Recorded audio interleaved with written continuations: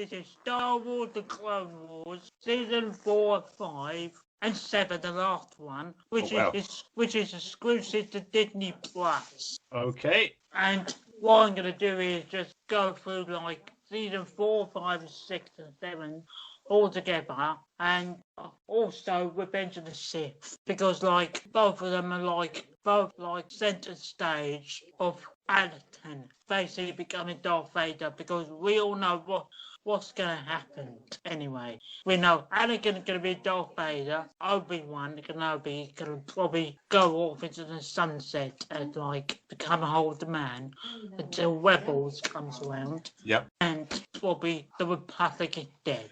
Thank you for that summation, Ryan. So that is the entire of the Clone Wars storyline, really, isn't it? It is Anakin. Ryan has posted all of these separate reviews for Clone Wars. You're interested to see. And what I did like as well, each poster got like a different meaning. Looks very different each time. Yeah, so they're giving you a sense of what to expect in that season, are they? Well, some sort, but also like I feel like each poster I did was like a different feel to them. Okay, they're gonna focus on one, like several things this season, and next season they're gonna focus on another one, and the next season gonna focus on a big, like, reveal, which probably Star Wars fans will probably know from a very long time. In Revenge of the Sith, there is a bit where the Emperor says, what is it, Code 66 or something? Order 66. Order 66. And then you see this montage of Jedis getting, like, killed. Yeah, I've seen that. That was shocking. Yeah, but in the cinema, I didn't know any of those Jedi, so I didn't care. But I'm wondering, Ryan, are they characters from the series? Did you see any recognized characters? God, that was interesting because when I saw it, it was like going... When it's like, you probably might see this on Disney Plus if you have the time for it. When said like in the anime series, with they said the big twist, which is the Order 65th hit. They was aiming been on a real while. They're hard names as well, right? Yeah. The only two survivors were Captain Rex and Okasana. Right, so they survived Order 66, did they? Yeah, they're like the last remaining Jedis. And is that obvious from the film? Or is that, did the series continue after the film? Oh no, but the entire saga continues. But the actual Clone Wars series itself is done for. 2011 to 2012. So Revenge of the Sith came out in 2005. So I understand now that they were making the series after the release of the prequel movie. Yeah, and also it's great. I got Disney Plus now because like you can now watch them like how to connect the dots now, because now they are all in Disney Plus. You can now like say like what the Phantom Menace and God, what the second one? God. Is it not just called Clone? The second film in the prequels. Attack of the Clones. Attack of the Clones. Thank you very much. Yeah, and you watch the Clone Wars series. You don't know like how this gonna like add up to Attack of the Clones, but as the series folded, the way it's heading, as in the direction it has to go throughout the show, you start to actually realise, oh my God, this all makes sense. Yeah, good. Yeah, and now you get to like Star Wars Rebels, which was last decade ago, and the way it sets up the original trilogy up, it's like icing on the cake. Yeah. Do you mean Rogue One when you say Rebels? Oh yeah, Rogue One. Sorry, I forgot about that. That's okay. We mean the same film. So yeah, that one is great because it shows how bad the Alliance is. The Rebel Alliance is really not that allied. They're a bunch of random people, and then Obi-Wan gets a brief mention. So it is a lovely, as you say, it's icing on the top. It's this little reference to A New Hope, which is, everyone being happy again. Yeah. But it's very depressing, Ryan. It must be sad watching Clone Wars series knowing that all these Jedi get killed, or all but two. That's quite dark. Yeah, and also just the feeling of like it's them versus the entire galaxy. Right, they're kind of like the police of the galaxy, are they? The Jedi. Well, called the police of the galaxy, yeah. And that is the good setting up. Because the ending Revenge of the Sith, like Luke and baby Luke and baby Leia are like spread between different planets. Yeah. They're like separated, so the Republic won't find them. Yeah, because there's this idea that they're born with the Force. They have the metachlorines or whatever it's called. And that really upset people when they were watching the series, because people want to believe that you can get Force powers just by being a good person. But then George Lucas made it so that you're born with it, basically. It's like a superpower that you're born with. And that kind of explains why Luke and Leia were so looked after as babies. But I don't know. I did watch the original movies again of the week. And definitely Empire. Yeah, that's it. The new Empire Strikes Back and Return of the Jedi. Yeah. Or Revenge of the Jedi, whatever. No, it's Return of the Jedi. Those are the original 3 films, yeah. My only thing about that last one was the Palpatine. You didn't like him? Or? Well, not only that, but his presence, like, just to go out to see him, how much he's got older, but the franchise continues on. Right. Throughout this bloody war. Yeah. And in Revenge, when he's like with Darth Vader and Luke, he didn't actually do anything. Well, he was trying to kill Luke with his electric powers, wasn't he? Oh, he was I heard that, yeah. Trying to turn him to the dark side, and Luke wouldn't turn, so he thought he'd kill him. About that, you probably see this guy on YouTube called Full Fat Videos on YouTube. Right. And for those that haven't, he's got like many of Star Wars videos about like. Before we talking about it, like his favourite bits from the Star Wars saga. Cool. Yeah. Definitely when the bit where Luke says, I'm a Jedi, like my father before me. Yeah, it's a good line, that. Yeah. Yeah. Because you don't know, I'd say, when you're first watching Return of the Jedi, because he's wearing all black and he's a bit grumpy, Mark Hamill, through the whole... You don't know if he's actually going to turn to the dark side. You're like, is he going dark? Because in A New Hope, he's like this fresh-faced boy, you know, he's very enthusiastic. But by Return of the Jedi, he looks like his whole family have died. You know, he looks really miserable. And you don't know whether he will actually turn. So it's lovely at the end when he says, no, I'm going to stay good. Yes, which is great. And also, the big weapon, Darth Vader, holds on the throne, Palpatine off. That's so good. Yeah, I'm like, yes! Yeah. I haven't seen the latest one, but I'm annoyed that the Emperor comes back. That's such a good death for him. Oh, yeah, that I really hate it. I won't talk on it, Ryan, because I've not seen that latest film, but if you're thrown into the middle of a reactor of a space station, and then said space station also blows up, that's you done. Like, you don't get to come back. Yeah, done. I can't think of a better way to kill someone and not have them come back, but anyway. Yeah, it's way better than Thanos just throwing Iron Man snapping fingers and killing every baddie in the Marvel universe. Is that what Iron Man does? Is that the end of Endgame? I'm with you. Okay, so plot spoil there as well. Yeah. Well, I'll just bring out as comparison. Yeah, that's a cop-out. I understand what you mean, yeah. Thank you. And I love the celebration with the Wookiee like, la la. I can't remember the song. Is this the end of the Return of the Jedi? Yeah, Return of the Jedi. And to just see the four ghosts of Obi-Wan, Yoda, and Anakin. Changed the tune from the original release to the 1997 special edition. They changed the ending music, and I've no idea why. It's almost like they just went, let's make it different so we can sell another DVD box set. You know, the original song was great. They changed it to this other one, which is fine. Just doesn't make any sense. Well, I guess like those ones from 1997 or probably don't have memory of the original trilogy back in 1977. Well, say the last one. I can always remember the special edition version from 1997. Yeah. Well, for those type of people who remember from that period. I was going to say, Return of the Jedi was 1983. So the original trilogy, a bit like we've been experiencing now, started in 1977. I think Empire Strikes Back was 1980, and then Return of the Jedi was 1983. Yeah. So running for like 6 years before it finished. And that was all great. And then, as you say, they brought them back in the 90s, but with different music in certain bits. And it's really aged badly. I'll just say, the bit with Jabba the Hutt in Return of the Jedi is worse. It was so much better in the the original. It was a lot dark, and the musical interlude is just stupid. But I've got that off my chest now. That's okay. That's great. Good for you. Get it out your breath. Mm-hmm. Yeah, and I actually never seen the special editions. Have you not? No. I think the ones on Disney Plus, I think they are just the actual original films. Maybe. I mean, I don't know, Ryan, but I would have thought, because apparently it's very hard to get a copy of A New Hope from 1977. George Lucas was on a mission about 10 years ago to eradicate all copies of the original one to replace it with his special edition. Probably he just hates it so much. He hates them so much. Let's just throw them away. It's silly.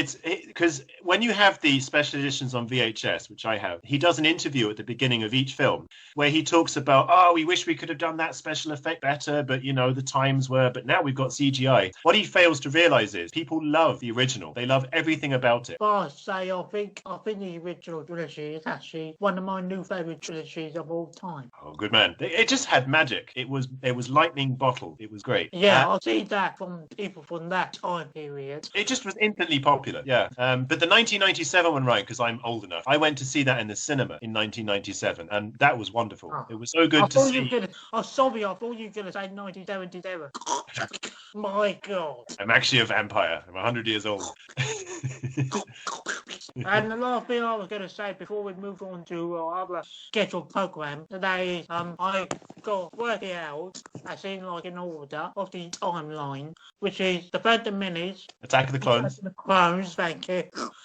And probably the Star Wars 2012 animated movie, which is basically just a pilot for the show. The show itself and the final season, Revenge of the Sith, the whole solo film, and Rebels, the Rebel Alliance, Rogue One, and the original trilogy. Yeah. And probably they're going to be bad bleed. I mean, as in next year, which I'm going to actually interested to see that. And the newer movies. Yeah. So that's what I'm going to say, in order. Mm-hmm. Mandalorian is something Mandalorian, that's it, thank you. Oh, well, I was just going to say, that's something we're talking about separately. We're talking about the franchise movies and series. But Mandalorian is currently being released, isn't it? You've seen... currently released, which is actually releasing weekly episodes. Cool. So I am interested. Are they exploring the history of Baby Yoda? Are they getting to the... I think they are. I think they Baby Yoda, yes. I think they are getting a middle bit, or probably, I don't know how, probably the actual real Yoda died in the original. Yeah, he's dead by the point Mandalorian is happening, so Yoda isn't around anymore. But Baby Yoda, as he's called, which is the baby version of the alien that Yoda comes from, the race he comes from. I love in Mandalorian that they don't know what the Force is. There's the conversation that Mando has with the other Mandalorian that makes his helmet, and she talks about the Force, and he's never heard of it. And I love that. I love in Rogue One as well that no one has any Force powers. Yeah, but they do have certain characters on the Star Wars canon, guest appearing, they had oh God, so let's unravel with the Star Wars knowledge. So many characters. Are you talking about Mandalorian season? Yeah, the Mandalorian. Yeah, definitely. I think there's that girl with the hair back down. I think who helped Socket's owner with dealing with the war. I like that show. Yeah, there is new Star Wars canon being made still, but not to do with the Skywalkers and not to do with Darth Vader, not to do with Yoda. So that's Star Wars done for now. I just want to remind people that Ryan has done a review for each of the seasons on Clone Wars. If you're interested in reading Ryan's reviews, we'll put them in the description of this video. Yeah, put a screen in this video, definitely. Yeah. On the entire franchise of Star Wars. Right, now the first thing I'm going to talk about today is the new, not new, this is from almost half a decade ago. Yeah. Power Rangers Jungle Fury. Jungle Fury. Oh, I like their helmet, or their you call it their headdress. More jungle-like. Yeah, a bit Black Panther-like. They have ears, which is unusual, and they look a bit scary. Yeah, or I like to call them Power Rangers learning Kung Fu. Okay, well, they're all ready with their martial arts. That's always been a given. 2008, this was released, and the plot: when the evil Dai Shi escapes and hatches a plan which will allow animals to rule rule the human world. The Power Rangers set out on a mission to stop him. Ryan was looking forward to watch this new season of Power Rangers for the first time. It was incredibly good, and in the pros, being a 3 Rangers team brings each of their own dynamic season. The theme song was awesome. Learning martial arts does make the fights more intense, hard-hitting, and engaging. The villains are a complicating bunch, but that's good. The 2 characters you need to pay attention to are Casey and Jared, and this season was so well paced, and it knows what direction this version of Power Rangers could be. In the cons, I didn't like this show version of Morphers that much. It was annoying and sad season, mostly underrated, but you didn't like the Morphers. I always like to pick on the cons. So what's the Morphers? Well, each season, their morphers used to be on their wits a lot. Their wits, there were no cell phones. In the other one, they were cell phones. Probably to the very day they did ones like Megaforce and Dino, and they went back to regular morphers designs from over the years. But this one, they tried a little bit differently. Yeah. This time, it was sunglasses. Okay. Which, what, they morph when they put their shades on, and the sunglasses are similar to what they are kind of wearing. Yes. Got you. Okay. Yeah. And you didn't which is like silly. Like, I used to know them, their morphers would be on their wrists or just normal cell phones. It does sound a bit Mission Impossible, doesn't it? Here, put on the secret shade, and then. Yeah, and probably just, I think that's like a Disney influence of let's make this season morphers look like sunglasses, so all the cool kids can wear them. Yeah, it's possible that that's the only reason it's changed. Well, mind you, as cons go, that's not a terrible thing. So it didn't take away from the enjoyment of the show. Yeah, and the last one I was written was about me blaming it on the fans of hiring the season to a higher level. So the fans were just nasty about it, were they? They just said bad things. No, it's nasty. They just don't talk about it that much. Okay. Which is a shame. There's some very incredibly good stuff in it. Got you. So it's underrated. Do you think it was time that it was released? Maybe Power Rangers just wasn't as popular then as it has since become and was in the 90s. Maybe it was just a low period for fans of Power Rangers. Yeah, probably. It's just like you said, some people at that period, including me, who are just getting into other stuff. Yeah. Like sample improving on my English and reading. And just focus on all other stuff, including being competitive in sports. But I still have memories of Power Rangers. Mm-hmm. Until I got to Samurai, which is a separate season we will go into one day. Okay, because as I've said, I thought Power Rangers was just one thing. I didn't realise there were all these different versions of it with different actors and different themes. Yeah, completely different actors. And it's been going on for decades. Oh, sorry, you're being cut again. You've frozen as well. Can you hear me? Yeah, okay, yeah. I'm not sure what that was. Let's assume it won't happen again. I was just going to say there are lots of different types of Power Rangers now, and they've been making it for decades, which I didn't know about. I thought it was a 1990s thing, and it had just the one cast, and it was just called Power Rangers. But like you said, there's Samurai, Jungle Fury is what we're talking about now. That's one I've heard of before. Yeah. And this one, I think it's good because the choreography, as in the martial arts, was done very well in here. Yeah, so you praised the martial arts in this one. Generally, it's a martial art concept. It's about people punching and kicking and fighting. Yeah. They don't have... They obviously morph into the big monster robot, but mostly it's about them using their martial art. Yes, and actually it brings a lot more realism into their fights. It's something that makes me think of the 90s, Ryan. I'll be quick about this. There was a lot of... Ninja Turtles, and then there was a lot of films with Wesley Snipes and Jean-Claude Van Damme and actors, and obviously Jet Li and Jackie Chan. There was lots of martial arts films in the 90s. We were saturated with martial art, and I felt like Power Rangers fit into that very nicely. But I wonder how it's doing nowadays. Probably pretty much still hold on a high grail, but I think people are revisited now after this review. Probably they might just get it another shot. Yeah, it's almost from a bygone age. I was just thinking about fight scenes in films like The Bourne Identity and that kind of thing. fights in films have changed. You know, they're less about grand sort of fight. They're more about just really brutal punch-ups where it's quite, you know, realistically violent. And Power Rangers is a bit silly. You know, it's a bit, oh, I'm going to fall over and I'm going to get back up again. I just wonder if that's a bygone thing or if that will always be popular. Kind of Jackie Chan type martial arts where you don't really feel like they're going to get killed, but it still looks very athletic and impressive. Sorry. Yeah, and now we're in the age of nostalgia. And nostalgia is like everywhere now. Well, for me. Power Rangers, Ninja Turtles, Star Wars, DC, Marvel. Home Alone. Home Alone, Home Alone on Disney Plus, those films. Yeah. And rebooting it again. They bring all these like old franchises back for a review of each one of them. Just to try, because there was a point, talk about Home Alone quickly. The director of Home Alone, the first one, said, "You can't bottle lightning twice." That was his quote. He doesn't think there's any point making a second Home Alone film because you've got the first one. But with Power Rangers, you can keep reinventing the concept, I suppose. You could find reasons. Just make it go with different themes. Yeah, but they're not just repeating themselves. They are making it different. Oh, yeah, definitely. That's why it's been around and probably still will be around for decades to come. Yeah, well, because there's so many versions. They can pick up one or make a new one. Yeah. Yeah, indeed. But I will say quickly the main villain, Tenet, which is actually like one of the, basically I'll get to the real stimate of this show, which is like which is still the same thing from the original.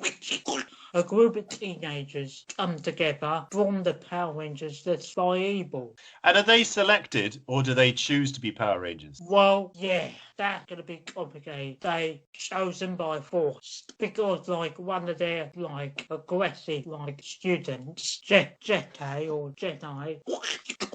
I call him like special being number one. Okay. Is basically like the most aggressive one out of the cast, and the main villain, which is basically an evil spirit. This is Daishi. Daishi, thank you very much. Daishi is like an evil spirit from 100 years ago. Understood. And he wants animals to take over the world. That sounds like quite an ecological plot. Yeah. Oh yeah, they're like animal spirits. Is it to do with pollution and humans are messing up the planet, or is it just about animal spirits, you know? About animal spirits, really. It's not pushing a message of anti-pollution like Captain Planet or something. No. Anti-pollution, no. Okay, because generally when you think of animals taking over, it's a way of saying humans are, you know, the virus and all that kind of thing. No, but it's like learning from the it's like basically like the three rangers, which is blue, yellow, red, which is I like just don't understand why they were chosen, because they're like, I will say the prior episodes, their practice was like just so rushed, but they had to like quickly we gotta get like set up our heroes, set up a main villain, and move it along throughout the series. Who is, Ryan, the white and the purple ranger then? If it's the blue and the red. That's a prop. I will explain it as a prop. The purple one is the Wolf Ranger. Yeah. Yeah, the Wolf Ranger, which is like their actual sensei throughout the season, which has actually got a very interesting like backstory. Think about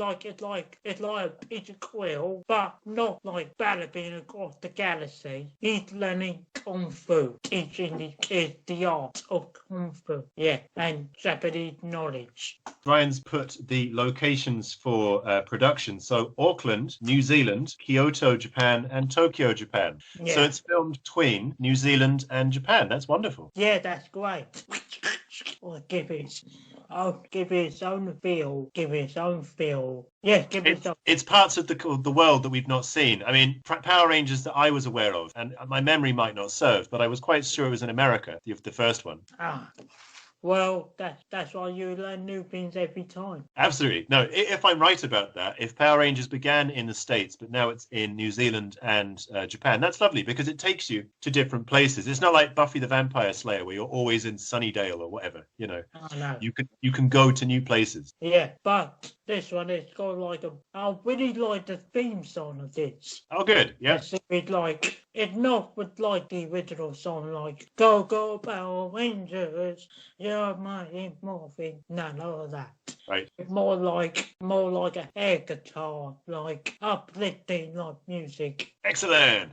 which you probably get on the hear on YouTube Let's make or it the trailer. download it on iTunes. I'll put it at the end of this video so we can link to it, the theme song at least. Probably, but I will recommend this one on Netflix. Lovely. So that's where you can see Power Rangers Jungle Fury. I presume it's a full series. You can probably binge all the episodes. Yeah, in one go, or you could just like take a moment out of your time to just say the other half probably the next week or two. Who knows? Yeah, I enjoyed watching an episode a day when I was a kid, and that was enough. I don't think I needed more than one episode. So.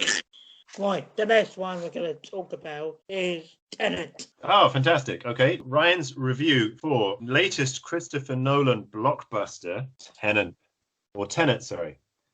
Well, I don't know how it's referred, but I just call it Tenet. It's Tenet. It's a word that I'm not used to using in everyday conversation. And it basically, to me, means kind of like a rule or something that you live by, like a creed. So it's one of those titles that you have to invest your own opinion into, especially as I know nothing about the plot. This is a sci-fi mystery and thriller directed by Christopher Nolan, starring John David Washington, Robert Pattinson, Elizabeth Debicki, Dimple Kapadia, Michael Caine, and Kenneth Branagh. Of course, it's got Michael Caine in it. There's a joke that Christopher Nolan can't make a film without Michael Caine. It won't be a success.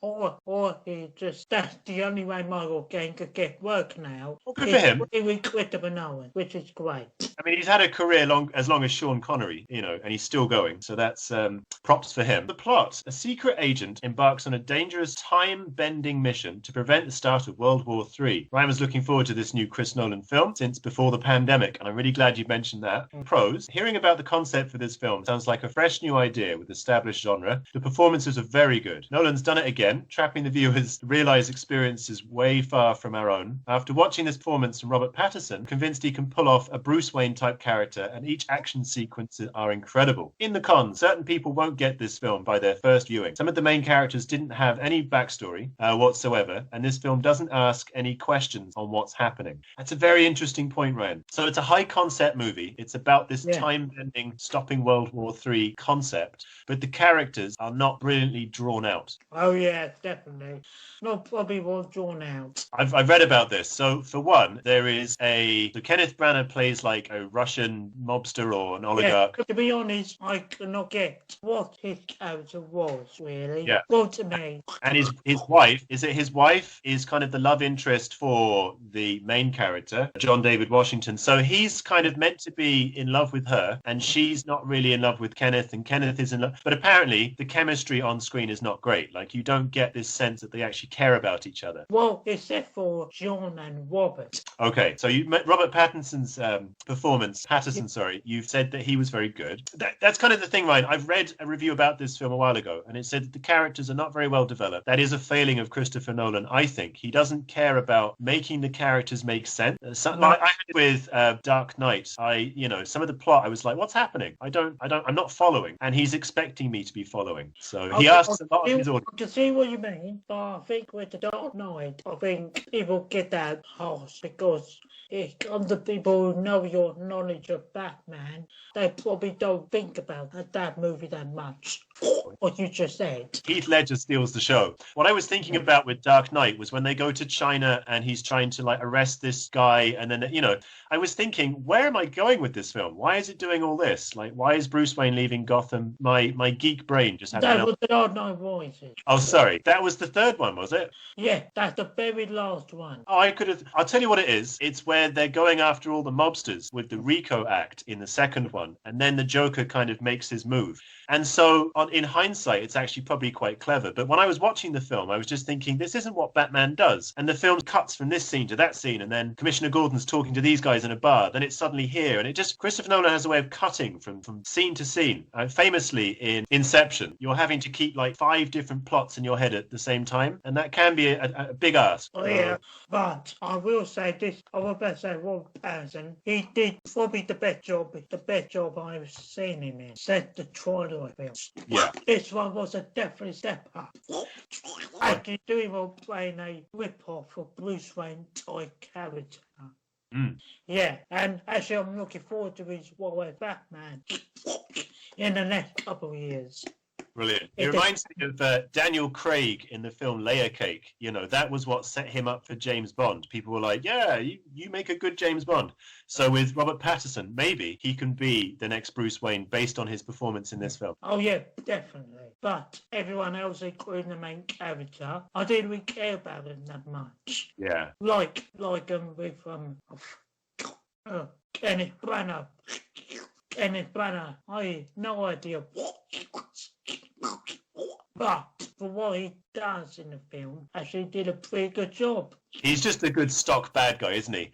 I'm not sure if you've seen the Jack Ryan film from 2012. Oh yeah. With Chris Pine.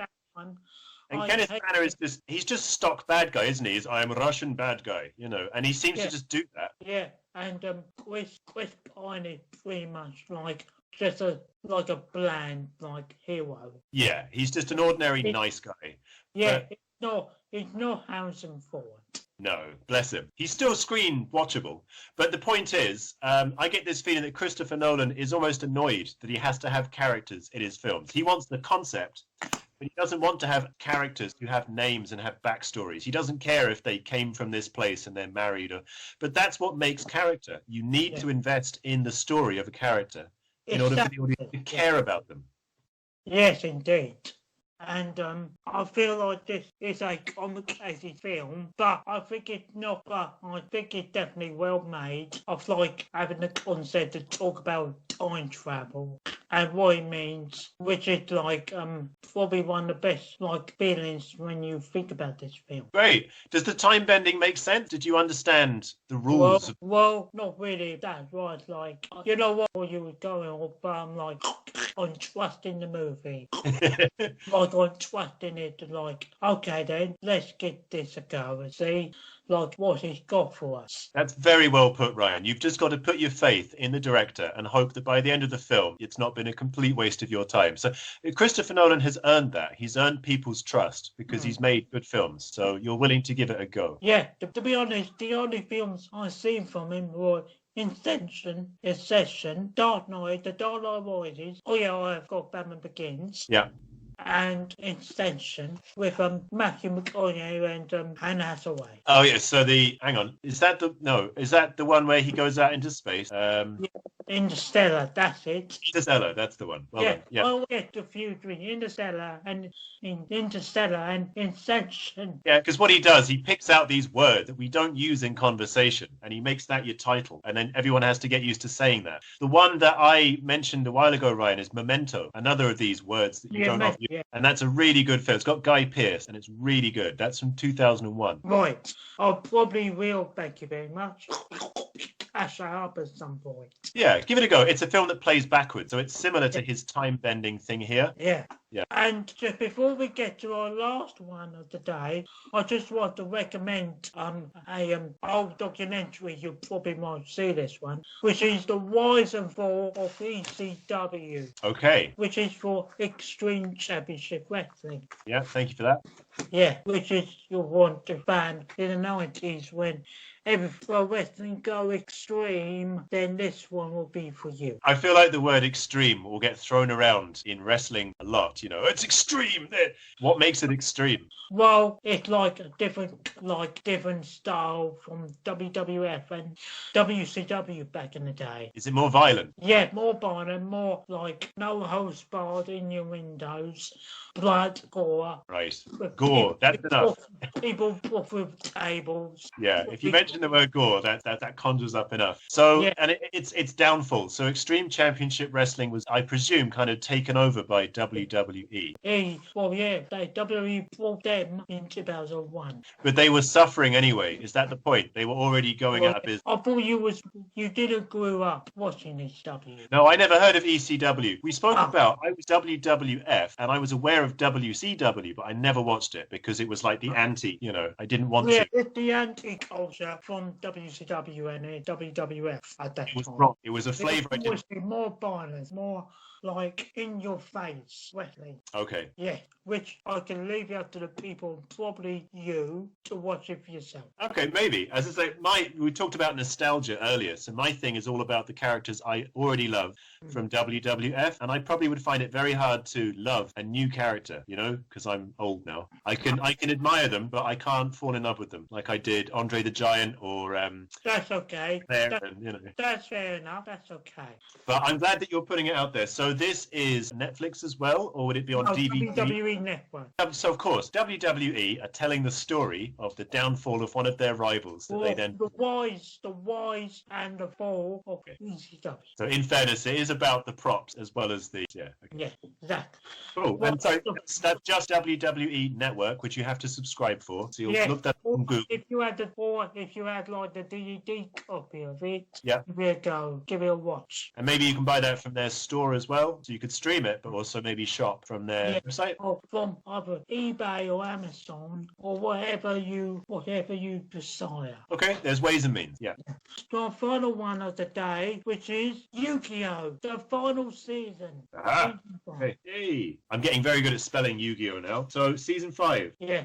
Which is the very last season. Oh, well, it's so epic that Ryan's poster doesn't even fit on my screen. It's a dragon. You'll probably need to turn it around.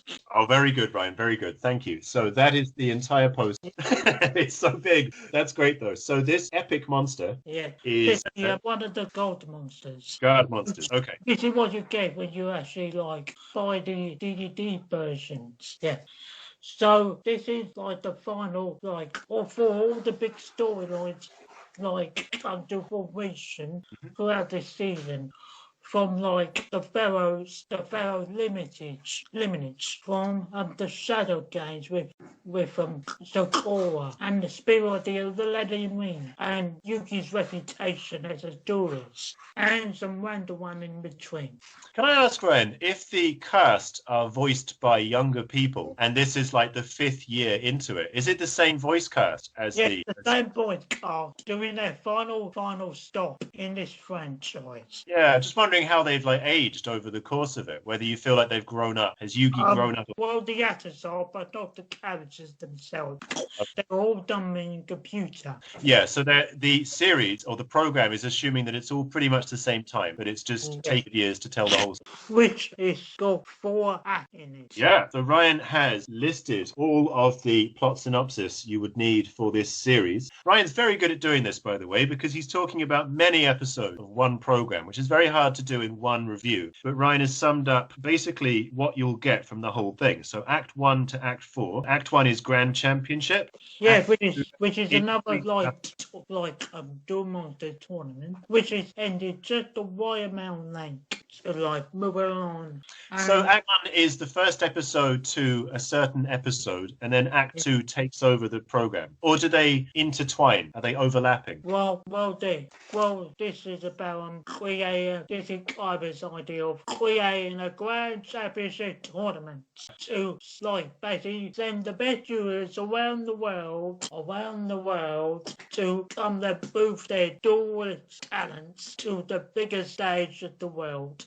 Pretty much like Disneyland. Okay. Pretty much the Disneyland of Yu-Gi-Oh! And Kaibe is doing this because he wants to beat Yu-Gi-Oh! He wanted to beat Yugi. Yeah. But he's realised, you know what, I'll give up. Yugi's the better man. It took a while, but he got there. Yeah, good. Yes, but now Yugi had to prove himself. And Kaibe just sit there in the background just to promote this tournament himself with his own money and resources. Okay. Without meaning to spoil the plot, Ryan, I presume that the Grand Championship finishes before Act 2 and Act 3. So do they wrap that? Yes, they wrap that up. Pretty much it's just a miniature tournament. Okay, cool. Just another tournament. So Act 2, if I may, Act 2, in between the battles of Siegfried and Zork, Yugi and his friends head on into an adventure with capsule monsters where this mysterious man named Alexander was corrupted by the spirit of the Millennium Ring. Now Yugi and his friends must stop this evil and other monsters in this new adventure. So does that then set up Act 3 and Act 4? Act 4. It's confusing, not really, right? It's like a mini movie. Okay, wonderful. So they're like vignettes. Like cram in the middle, probably to fill time. time off. I'm with you. I'm with you. Normally, a cartoon series, we were talking about Dungeons and Dragons, they do episode to episode, but this is kind of like 4 storylines that take a number of episodes each. Yes, indeed. And also just to feel like the 52, 53 like episode guide. Wow. I mean, that is a lot of watching, Ryan. Yeah, but the other 2, which is like the build-up episodes, we talk about all 5 seasons building up to this point. Can I read this quickly? Go on, be my guest. Okay, Act 3, Pharaoh's Memories. With all 3 god cards in his possession, Yami Yugi is ready to find all his lost memories. However, he's in for more than he bargains for when is thrust into the world of memory, an alternative reality inside the Millennium Puzzle based on the events that occurred in Egypt 5,000, in the English anime 3,000, in the Japanese anime and manga years ago.